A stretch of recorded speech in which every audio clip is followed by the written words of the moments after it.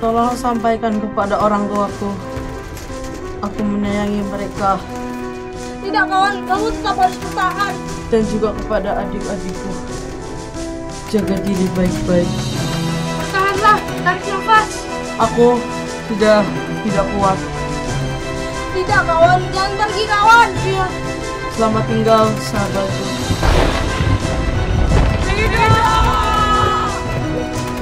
Jangan pergi kawan. Kenapa sahabatku? Kalau kamu pergi, kamu bakal kelewatan acara spesial loh.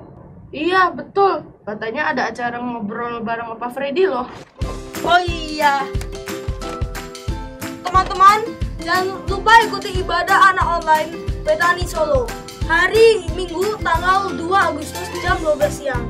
Bersama Opa Freddy dengan tema Perjuangan. Yeay! Astaga, Dil. Udah selesai semuanya. Oh iya. Sampai jumpa. Dadah.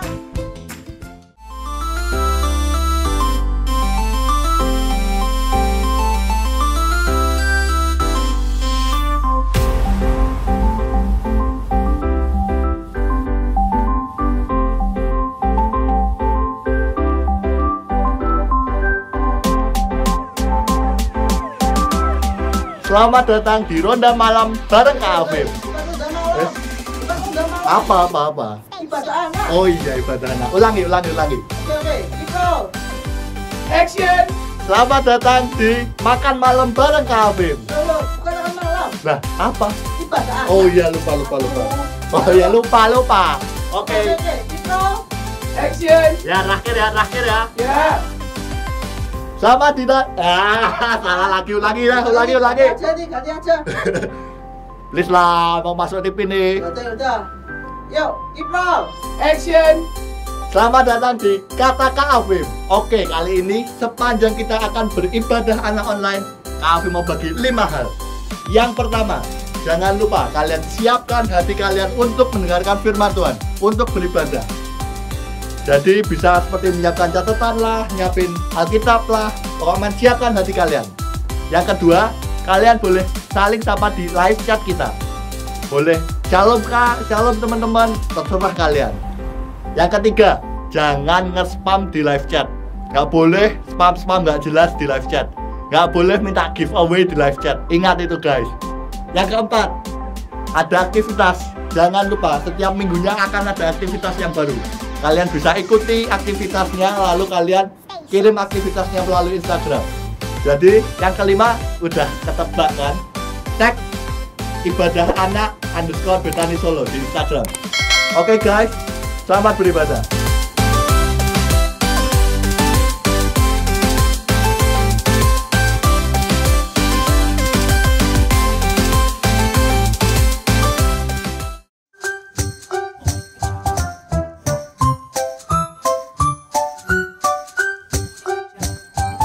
Halo adik-adik, Kembali lagi bersama kita. di ibadah anak Betani Solo. Apa kabar kalian semua? Sehat-sehat kan? Nah, kita sebagai garda terdepan siap menangani pasien-pasien yang terkena COVID-19. Jangan lupa untuk selalu memperhatikan protokol kesehatan. Jangan lupa untuk cuci tangan, Pakai masker, minum vitamin, dan jauhi kerumunan. Stay safe. tetap di rumah aja. Nah, sebelum kita memulai ibadah, kita akan berdoa dulu yang akan dipimpin teman kita yang ada di rumah. Silakan. Shalom teman-teman, apa kabar? Pasti sehat-sehat semua kan? Setelah ini kita akan menyaksikan ibadah anak online. Sebelum kita menyaksikan ibadah anak online, mari kita berdoa terlebih dahulu. Tuhan Yesus yang baik, terima kasih karena kami anak-anak masih bisa tetap ibadah secara online. Kami rindu untuk selalu memuji dan menyembah Engkau ya Tuhan. Kami juga rindu akan firman-Mu ya Tuhan. Tuhan Yesus, berkatilah ibadah anak online ini dari awal sampai selesai. Dalam nama Tuhan Yesus, amin. Selamat menyaksikan. Dadah. karena kita udah berdoa, sebentar lagi kita akan memuji Tuhan. Jadi kalian semua yang ada di rumah harus pada semangat ya. Ayo bangkit berdiri dulu, kita semangat dulu ya. Kita lompat sambil bilang haleluya ya. Siap semuanya? 1, 2, 3. Haleluya. Nah, udah pada semangat semua kan? Jadi sekarang saatnya kita memuji Tuhan. Shalom teman-teman. Shalom. Apa kabar semua yang ada di rumah? Semoga kalian semua sehat selalu dimanapun kalian berada. Mari saat ini kita ingin memulai ibadah anak online. Kita mau menyanyikan lagu Kunyanyi Haleluya.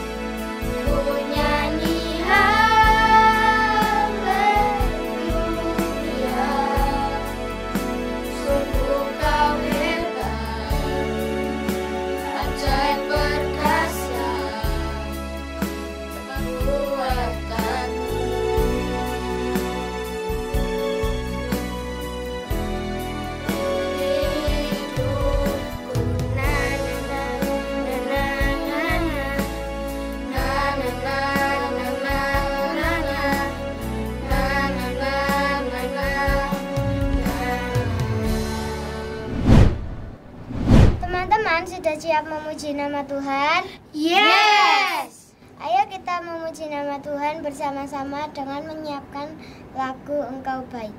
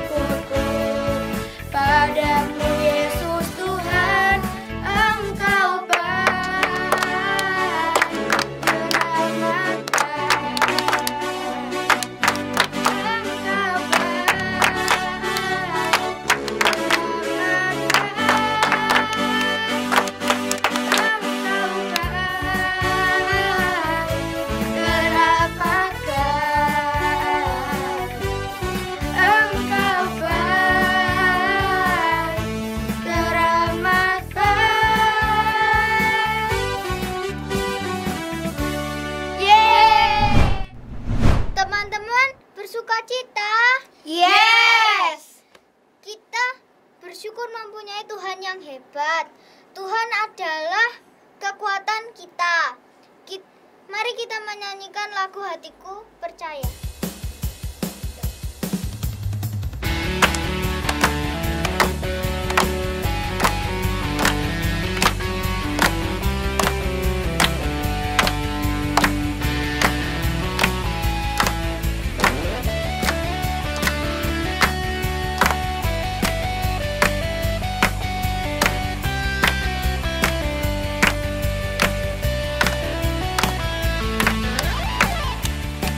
Tuhan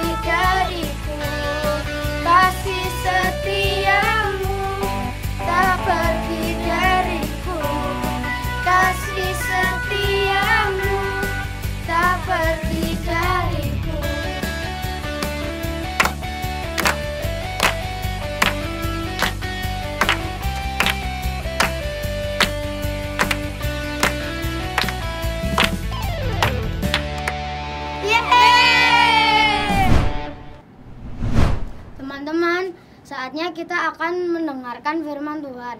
Mari persiapkan hati kita dengan sungguh-sungguh. Kita akan menyanyikan lagu Yesuslah Penolongku.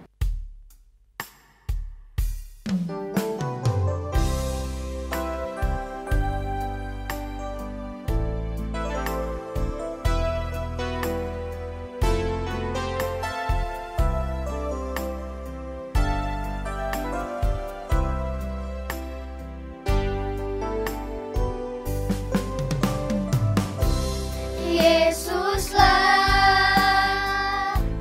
penolongku, Yesus tempat aku berlindung.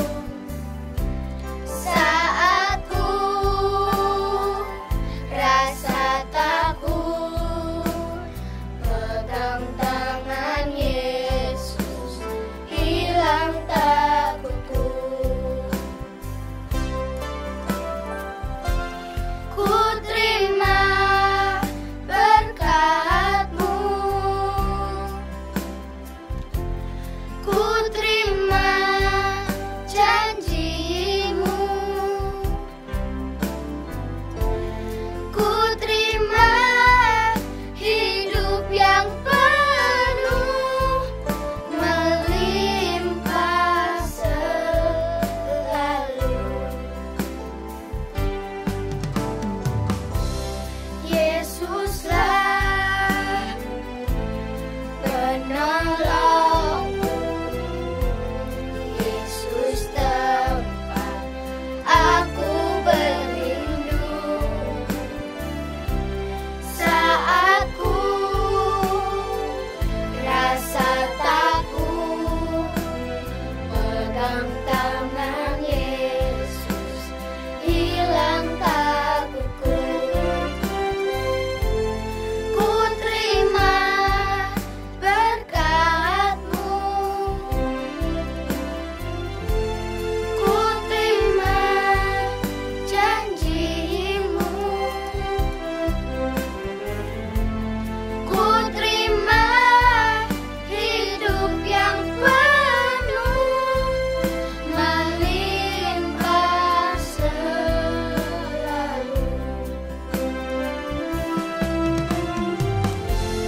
Ku terima berkat-Mu, ku terima janji-Mu, ku terima hidup yang penuh melimpah selalu. Melimpah selalu, melimpah selalu.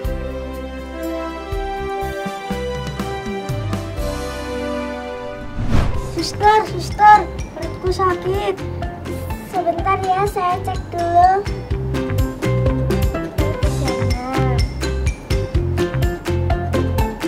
Namanya siapa? Kefas.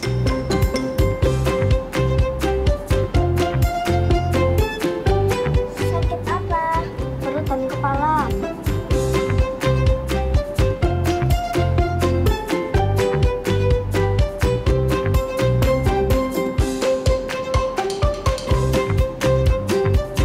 Sebentar ya, saya panggil dokter dulu. Dokter.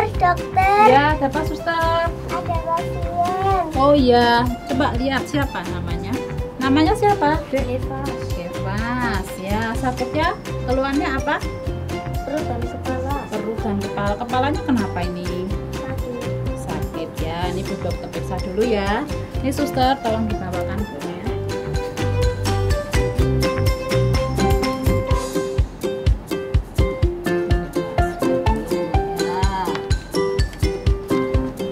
Nih perutnya kok keroncongan ya Kefas, kamu udah makan belum nih? Belum. Nah ini karena kamu lapar belum makan.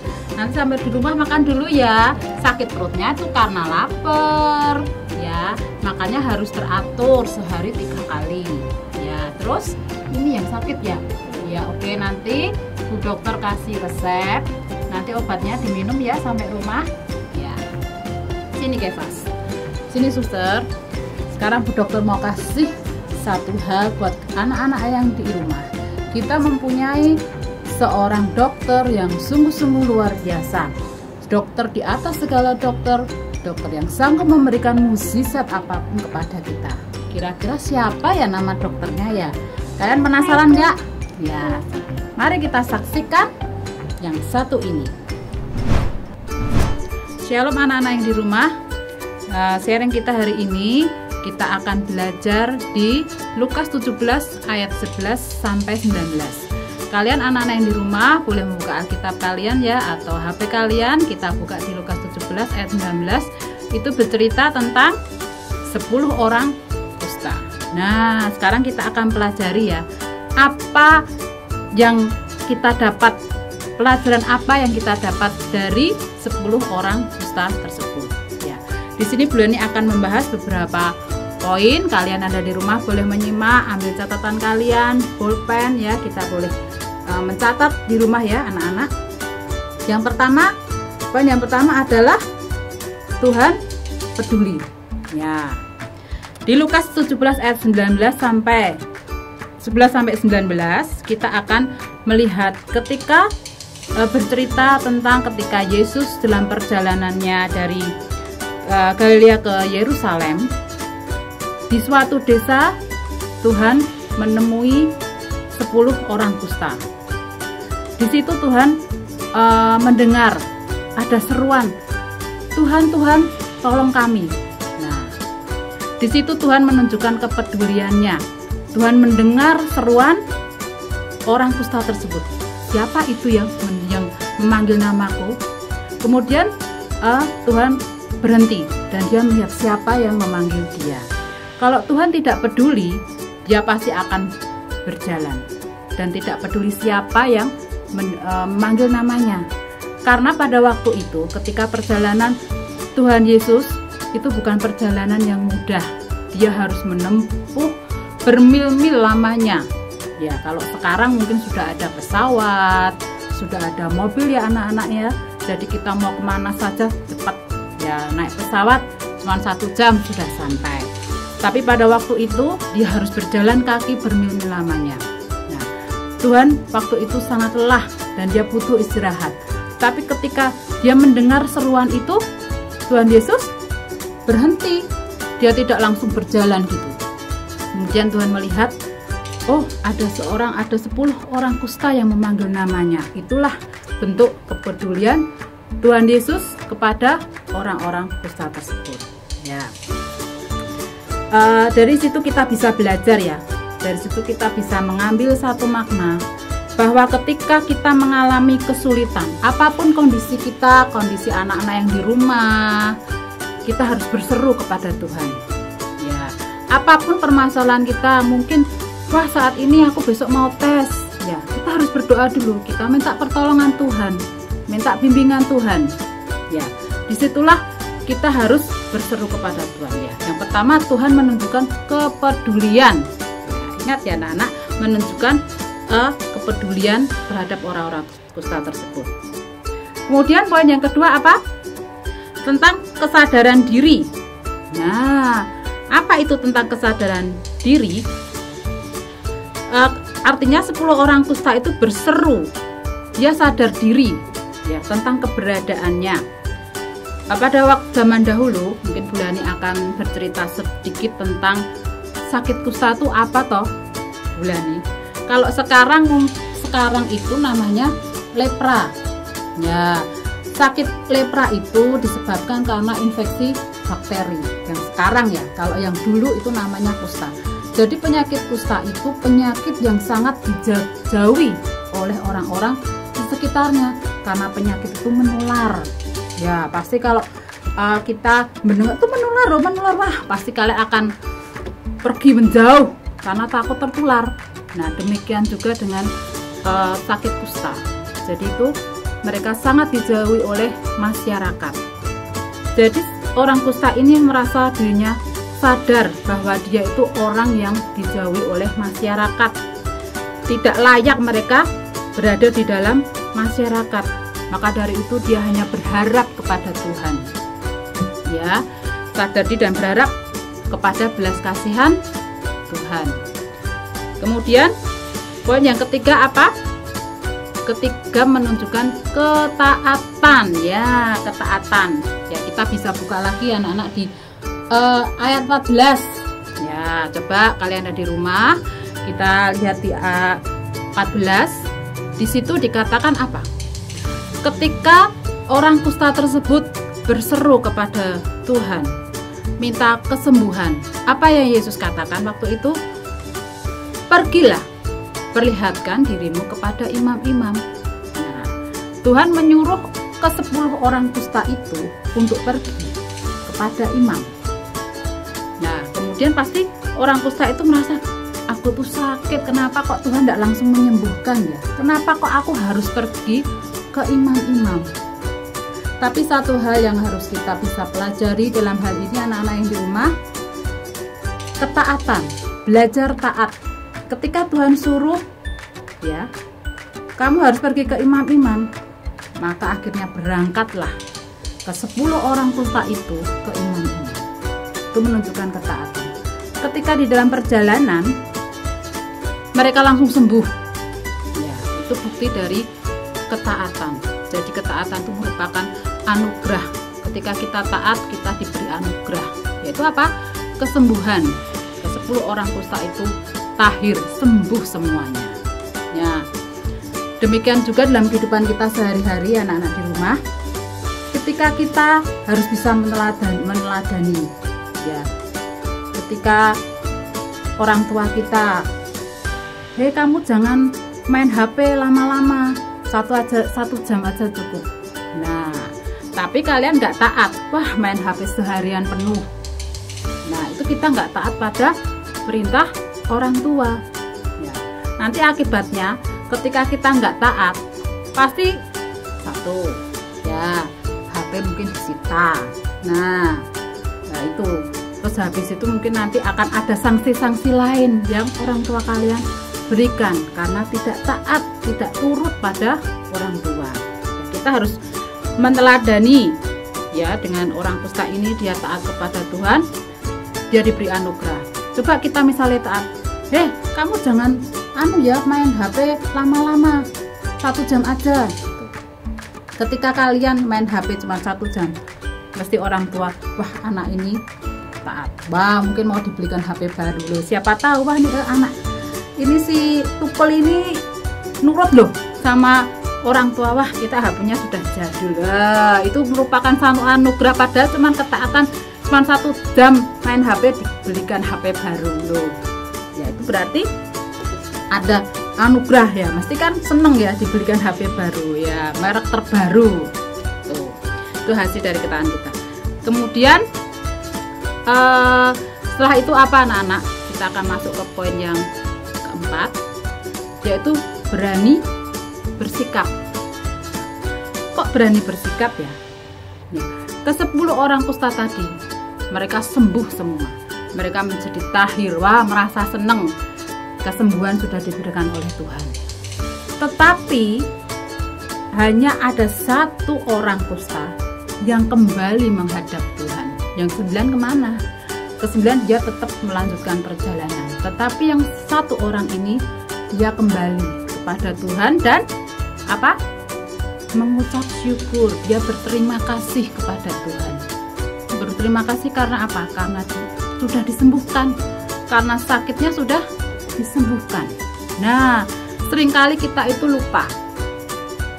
Ketika kita sudah berdoa memohon Tuhan ini gini ya, memohon, tapi kita kadang lupa untuk mengucap syukur. Kita sebagai anak-anak Tuhan jangan lupa untuk kita selalu mengucap syukur. Ya, Tuhan bersikap berani. Yang 9 orang tadi kayak dia sudah nggak mengucap syukur. Nah, itu kita ambil dari teladan seperti itu ya. Kita harus selalu mengucap syukur kepada Tuhan. Kita tidak lupa apa yang sudah Tuhan berikan, apa yang kita doakan, apa yang kita pergumulkan. kita harus patut mengucap syukur. Ya. Kemudian poin yang terakhir ya, yang kelima, yaitu apa? Meresponi anugerah Tuhan. Apa itu ya meresponi? Ketika kita sudah mendapatkan anugerah kesembuhan, ya, yang satu orang tadi kembali mengucap syukur. Apa yang dia dapat? Ya, dia sangat bersukacita, dia mengucap syukur, dia menyembah Tuhan, bahkan dia menjadi saksinya. Nah itu, jadi ada anugerah double yang dia dapat, yaitu apa? Kesembuhan jasmani karena dia sembuh dari sakit, dan kesembuhan rohani. Itu ya. Jadi kalau kita itu taat, kita juga mengucap syukur, Tuhan tuh ngasih anugerah yang double kepada kita. Dari kelima poin yang saat ini Bulani mau sharingkan, kita bisa mengambil satu pelajaran bahwa Yesus adalah Yehova Rafa. Dia adalah Allah penyembuhku, dan dia bisa menyembuhkan segala macam penyakit. Ya, bahkan dia sanggup memberikan mukjizat. Nah, dia dokter di atas segala dokter, yaitu namanya Yesus. Ya. Sekarang mungkin kalian di rumah bertanya-tanya, berarti dokter ya nggak guna ya, Bu? Ngapain kita harus ada dokter kalau kita punya dokter di atas segala dokter ya? Jangan salah, Tuhan Yesus bisa bekerja lewat dokter. Ya, mungkin saat ini kita sakit, ya sakit apa? Flu misalnya gitu. Tuhan pasti otomatis ke dokter. Lah, Tuhan bisa bekerja lewat dokter. Kalian diberi resep, diberi obat, kemudian obat dibelikan dan kalian minum, kemudian kalian sembuh. Yang kedua, Tuhan bisa langsung memberikan mukjizat itu kepada orang. Jadi sakit langsung diberikan mukjizat juga bisa. Jadi kita tidak boleh nggak percaya sama dokter ya. Jadi kalian harus, dokter itu merupakan alat dari Tuhan untuk menyembuhkan penyakit kita. Dari sini juga kita bisa belajar ketika mungkin teman-teman kita sedang sakit, mungkin orang tua kita sakit, kita bisa mendoakan. Ya, Tuhan bisa bekerja loh lewat kalian. Ya, kalian mungkin aku masih kecil, apa bisa ya aku doakan orang sakit? Bisa. Tuhan bisa bekerja lewat kalian, iya kan? Jadi kesembuhan itu bisa, yang Tuhan berikan itu bisa melalui apa saja. Jadi kita harus tetap percaya dan beriman kepada Tuhan. Ya, mungkin saat ini kalian yang ada di rumah, kita belum bisa ya ibadah sekolah minggu di gereja karena saat ini karena ada virus corona yang sedang melanda di Indonesia. Kita akan berdoa terus ya supaya virus itu hilang dan kita bisa beribadah kembali. Nah, kita harus tetap menjaga kesehatan kita. Kalau kita memang perlu untuk pergi, kita harus wajib memakai masker ya. Kita memang tidak takut dengan penyakit, tapi kita harus tetap waspada. Kita punya hikmat dari Tuhan, kita harus pakai kemanapun kalian pergi, walaupun itu sangat-sangat perlu untuk pergi, kita harus tetap memakai masker dan menjaga kesehatan. Kita harus menjaga imunitas tubuh ya, mungkin dengan makan makanan buah, sayur, vitamin, agar tubuh kita tetap sehat, tetap kuat, dan Tuhan akan selalu menjaga kesehatan anak-anak yang ada di rumah ya. Sharing Bulani sampai saat sekarang sudah selesai. Kita akan berdoa dulu, kita akan tutup dalam doa. Anak-anak yang di rumah, kita akan sama-sama berdoa. Terima kasih Tuhan Yesus untuk firman-Mu pada siang hari ini. Tuhan, pimpin kami untuk kami menjadi anak yang taat, anak yang beriman kepadamu Tuhan, karena kami percaya Engkau Allah penyembuhku, Engkau dokter di atas segala dokter yang sanggup menyembuhkan segala macam penyakit. Pimpin kami ya Tuhan, supaya Engkau jagai kesehatan anak-anak-Mu yang ada di rumah Tuhan. Tutup bungkus mereka dan kuasa darah Yesus, kiranya Engkau senantiasa menjagai dimanapun mereka berada. Terima kasih Tuhan, hanya di dalam nama Tuhan Yesus Kristus kami berdoa dan mengucap syukur. Shalom anak-anak, Tuhan memberkati.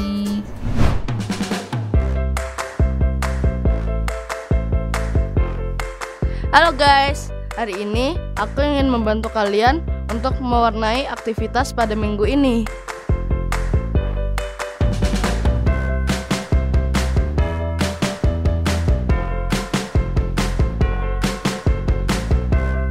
Nah guys, di sini kan ada angka untuk mewarnai gambar dokter ini. Kita tinggal ikutin aja angka-angka ini, karena setiap angka ini ada warna yang harus kita warnain pada gambar dokter ini. Misalnya warna black kan 5, berarti yang ada angka 5-nya kita warnain warna hitam. Kalau merah kan angka 8, berarti mulutnya yang ada angka 8 ini kita kasih warna merah. Begitu aja ya guys pembantuan aku hari ini. Semoga kalian bisa mempraktekannya dengan baik. Terima kasih, Tuhan Yesus memberkati. Nah, kalian udah dengerin firman Tuhan kan? Menarik kan? Tapi tunggu Kak Abel. Pasti yang di rumah ini udah pada nungguin nih aktivitas hari ini apa? Aktivitas hari ini apa Kak Abel? Mewarnai. Gambarnya bisa kalian download di link di box ini. Kalau udah selesai diwarnai, jangan lupa untuk difoto dan tag di Instagram kita di @ibadahana_Betani Solo. Jangan lupa juga untuk like, share, komen di YouTube channel kita dan juga subscribe serta nyalakan lonceng notifikasinya. See you and God bless you. Bye.